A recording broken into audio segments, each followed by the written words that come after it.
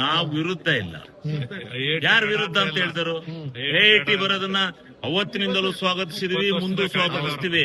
ಈಗ 2007ರಲ್ಲಿ ಈಗ ಬಂದಿಲ್ಲ ರೀ. 2007ರಿಂದಲೂ 20 ವರ್ಷಗಳಿಂದ ಸತತವಾಗಿ ರೈತರು ಹೋರಾಟ ಮಾಡ್ತಾ ಇದ್ದಾರೆ. ನಮ್ಗೇನು ಕೋರ್ಟ್ಗೆ ಹೋಗಿ ಕೋರ್ಟ್ ನಲ್ಲಿ ತೀರ್ಮಾನ ಆಗಿರ್ತಕ್ಕಂತ ಭೂಮಿನ ಸೈಟ್ ನ ಕೊಡಿ, ಉಳಿದನ್ನ ನೀವು ಉಪಯೋಗಿಸ್ಕೊಳ್ಳಿ, ಏನಕ್ಕೆ ಬೇಕಾದ್ರೆ ಕೇಳಿ ದಿನಾರು ಮಾಡಿ, ಐಐಟಿನಾರು ತಲ್ಲಿ ಏನಾರ ಮಾಡ್ಕೊಳ್ಳಿ. ನ್ಯಾಯಾಲಯ ತೀರ್ಮಾನ ಮಾಡಿದಿಲ್ಲ. ಇಷ್ಟು ಜನಕ್ಕೆ ನೀವು 40% ಸೈಟ್ ಕೊಡಿ ಅಂತ ತೀರ್ಮಾನ ಆಯ್ತಲ್ಲ, ಅದನ್ನ ಕೊಡಿ ಅಂತ ಕೇಳಿ. 3 ವರ್ಷದಿಂದ ನಿಮ್ ಸರ್ಕಾರನೇ ಇತ್ತು, ಯಾಕೆ ಅವಾಗ ಚಕಾರ ಇತ್ತು? ನೋಡಿ, ಆವಾಗ ನನಗೆ ಗೊತ್ತಿಲ್ಲ ಅದು. ಇವತ್ತು ನೀವು ಶಾಸಕರಾಗಿದ್ದು 3 ವರ್ಷ ಅಂತಾನೆ. ನನಗೆ ರೈತರು ಇಷ್ಟ ದಿನ ಒಂದು ಭಯದ ವಾತಾವರಣದಲ್ಲಿದ್ರು. ಈಗ ಹೇಗೆ ನೀವೇ ನೋಡ್ತಿದ್ದೀರಿ, ಬಿಡದಿಲಿ ರಾಜಕೀಯವಾಗಿ ಅಂತ ಇಟ್ಕೊಂಡಿದೆ.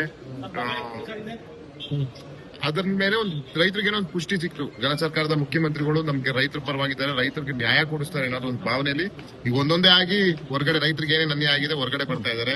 ನಾಳೆ ಇನ್ನೂ ಒಂದೆರಡು ಇದೇ ತರ ನಮ್ಮ ಜಿಲ್ಲೆಗೂ ಸಮಸ್ಯೆಗಳನ್ನ ಹೊರಗಡೆ ಬರ್ತವೆ. ಹಾಸನ ಜಿಲ್ಲೆ ಹಾಗಾಗಿ ಹಾಸನ ಜಿಲ್ಲೆಗೆ ಆಗಿರೋಷ್ಟು ರೈತರಿಗೆ ಅನ್ಯಾಯ ಇನ್ಯಾವ ಜಿಲ್ಲೆಯಲ್ಲೂ ಆಗಿಲ್ಲ. ಹಾಗಾಗಿ ನಾನು ಮುಗಿಸ್ಬಿಡ್ತೀನಿ. ಹಾಗಾಗಿ ಇವತ್ತು ರೈತರು ಅವರು ಒಮ್ಮತವಾಗಿ ಬಂದಿದ್ದಾರೆ. ನಿಮ್ಗೆಲ್ಲಾ ಗೊತ್ತಿರೋಂಗೆ ಅದಾಗ್ಲೇ ಏನ್ ಕಂಪಲ್ಸರಿ ಲ್ಯಾಂಡ್ಗೆ 40% ಅವರು ಹಕ್ಕುಬಾದರಾಗಿದ್ದಾರೆ. ಹೈಕೋರ್ಟ್ ಸಹ ಸೂಚನೆ ಕೊಟ್ಟಿದೆ, ಏನ್ ಪಾಲಿಸಿ ಇಲ್ಲಿದೆ ಆ ಪಾಲಿಸಿ ಅಂತೆ ನೀವು ರೈತರಿಗೆ ಅನುಪಾತದಲ್ಲಿ ನಿವೇಶನಗಳನ್ನ ಹಂಚಿ ಅಂತ ಹೇಳಿದೆ. ಅದಕ್ಕಾಗಲೇ ಟೆಂಡರ್ ಪ್ರಕ್ರಿಯೆ ಕಂಪ್ಲೀಟ್ ಆಗಿ ಎಲ್ಲಾ ಮುಗಿದಿ ಆಗ್ಲೇ ಏಜೆನ್ಸಿ ಸಹ ಫಿಕ್ಸ್ ಆಗಿದೆ. ಕಾಂಟ್ರಾಕ್ಟರ್ ಬಂದು ಜಾಗದಲ್ಲಿ ತಮ್ಮ ಅವರು ಏನು ಸಾಮಾನುಗಳನ್ನೆಲ್ಲ ಇಟ್ಕೊಂಡು ಮೆಟೀರಿಯಲ್ಸ್ ಆಗಿರ್ಬೋದು ಎಲ್ಲ ಡಂಪ್ ಮಾಡ್ಕೊಂಡು ಗಲಾಟೆ ಆಗಿ ತೆಗೆದ ಮೇಲೆ ಮತ್ತೆ ಇಲ್ಲಿ ಕೆಲಸ ಮಾಡಕ್ಕೆ ಅಲ್ಲಿ ಬಿಡ್ತಾ ಇಲ್ಲ ಇನ್ನೊಂದು ಗುಂಪು.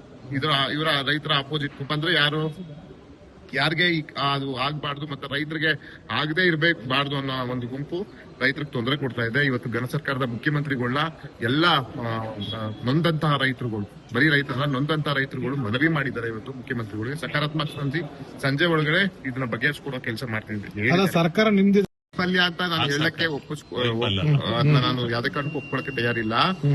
ಈಗ ಕಾನೂನು ಸುವ್ಯವಸ್ಥೆಯಿಂದ ಪಾಪ ನಾನು ಹೇಳ್ತಾ ಇದ್ದೀನಿ, ರೈತರು ಎಲ್ಲೋ ಒಂದ್ ಕಡೆ ಒಂದು ಹಿಂಜರಿಕೆ, ಒಂದು ಭಯ ಇತ್ತು, ಭಯದ ವಾತಾವರಣ ಇತ್ತು. ಯಾಕೆ ಹಾಸನ ಜಿಲ್ಲೆ ನಿಮ್ ಎಲ್ಲರಿಗೂ ಗೊತ್ತು, ಮಾಧ್ಯಮದವರಿಗೆ ಹಾಸನ ಜಿಲ್ಲೆಯಲ್ಲಿ ಎಷ್ಟು ಭಯದ ವಾತಾವರಣ ಮುಂಚೆ ಇತ್ತು ಅನ್ನೋದು. ಆ ಭಯದಿಂದ ಈಗ ಒಬ್ಬೊಬ್ಬರಿಗೆ ಒಂದು ಧೈರ್ಯದಿಂದ ಹೊರಗಡೆ ಬರ್ತಿದ್ದಾರೆ. ಈಗ ರೈತರು ಅವ್ರು ಹಕ್ಕು ಕೇಳೋದು ತಪ್ಪೆಲ್ಲಿದೆ. ಹಾಗಾಗಿ ಇವತ್ತು ಕೇಳಿದ್ದಾರೆ, ಅದನ್ನ ಬಗೆಹರಿಸ್ಕೊಡ್ತೀವಿ ಅಂತ ಕೇಂದ್ರ ಸರ್ಕಾರದ ಮುಖ್ಯಮಂತ್ರಿಗಳು ನಮ್ಗೆಲ್ಲ ಭರವಸೆಯನ್ನು ಕೊಟ್ಟಿದ್ದಾರೆ. ಹಾಗಾಗಿ ಎಲ್ಲೋ ಒಂದ್ ಕಡೆ ರೈತರಿಗೆ ಆಶಾಭಾವನೆ ಬಂತು. ಇಷ್ಟು ವರ್ಷದಿಂದ 2019ರಿಂದ ಇದ್ದಿದ್ದಂತ ನೆನೆಗುದಿಗೆ ಬಿದ್ದಂತದನ್ನ ಇವತ್ತು ನಾವು ತಂದಿದೀವಿ ಅನ್ನೋದು. ಆಮೇಲೆ ನಮ್ಮೆಲ್ಲರ ಕನಸು ಐಐಟಿ ಬರಬೇಕು ನಮ್ಮ ಹಾಸನಕ್ಕೆ ಅನ್ನೋದು. ನಾನು ಸಹ ಸದನದಲ್ಲಿ 2 ಬಾರಿ ಸದನದಲ್ಲಿ ಮಾತಾಡಿದೀನಿ. ಕೇಂದ್ರ ಎಜುಕೇಶನ್ ಸಚಿವರು ಧರ್ಮೇಂದ್ರ ಪ್ರಧಾನ್ ಅವ್ರನ್ನ ಭೇಟಿ ಮಾಡಿ ಗೌರವಪೂರ್ವಕ ಮನವಿಯನ್ನು ಸಲ್ಲಿಸಿದ್ವಿ. ಸದನದಲ್ಲೂ ಮಾತಾಡಿದೆ. ಇಲ್ಲಿವರೆಗೂ ಕೊಡ್ಲಿಲ್ಲ. ಕಳೆದ ವರ್ಷ ಚುನಾವಣೆಗೋಸ್ಕರ ಬಿಹಾರ್ಗೆ ಐಐಟಿ ಕೊಟ್ರು. ಅವರು ಚುನಾವಣಾ ಬಜೆಟ್ ಅಲ್ಲಿ ಏನು ಕಳೆದ ವರ್ಷ ಬಜೆಟ್ ಅಲ್ಲಿ ಈ ಮುಂಬರುವ ಬಜೆಟ್ ಅಲ್ಲಾದ್ರೂ ಕೊಡ್ತಾರೆ ಅನ್ನೋದು ನಮ್ಮೊಂದು ಆಶಾಭಾವನೆ. ಐಐಟಿಗೆ ಯಾಕಂತ ಹೇಳಿದ್ರೆ ಸುಮಾರು ಅಧಿಕಾರಿಗಳು ಹೇಳೋ ಪ್ರಕಾರ ನಮ್ಗೆ 350ರಿಂದ 400 ಎಕರೆ ಐಐಟಿಗೆ ಬೇಕು ಅಂತ ಹೇಳ್ತಾರೆ. ಹಾಗಾಗಿ ಅದಕ್ಕಿಂತ ಹೆಚ್ಚು ನಮ್ಮಲ್ಲಿ ಇದ್ರ ಲಭ್ಯತೆ ಇದೆ, ಯಾವುದು ಭೂಮಿ ಲಭ್ಯತೆ ಇದೆ.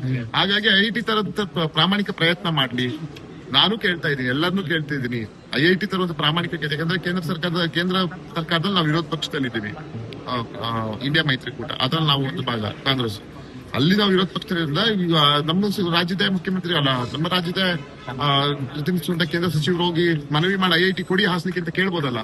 ಇದು ಜನರ ಕನಸು. ಇದು ಐಐಟಿ ಅನ್ನೋದು ನಮ್ಮ ಹಾಸನ ಜಿಲ್ಲೆ ಜನ ಪ್ರತಿಯೊಬ್ಬ ಯುವಕ ಯುವತಿಯರ ಕನಸು. ಹಾಗಾಗಿ ಐಐಟಿನೂ ಆಗ್ಲಿ, ಜೊತೆಗೆ ರೈತರಿಗೂ ಅನ್ಯಾಯ ಆಗ್ಬಾರ್ದು ಅನ್ನೋದು ನಮ್ಮ ಒಂದು ಆಲೋಚನೆ ಮತ್ತೆ ನಮ್ಮ ಒಂದು ಬಯಕೆ. ಅದನ್ನ ಬಗೆಹರಿಸ್ತೀವಿ ಅಂತ ಗೌರವಾನ್ವಿತ ಮುಖ್ಯಮಂತ್ರಿಗಳು ನಮ್ಗೆ ಆಶ್ವಾಸನೆ ಕೊಟ್ಟಿದ್ದಾರೆ.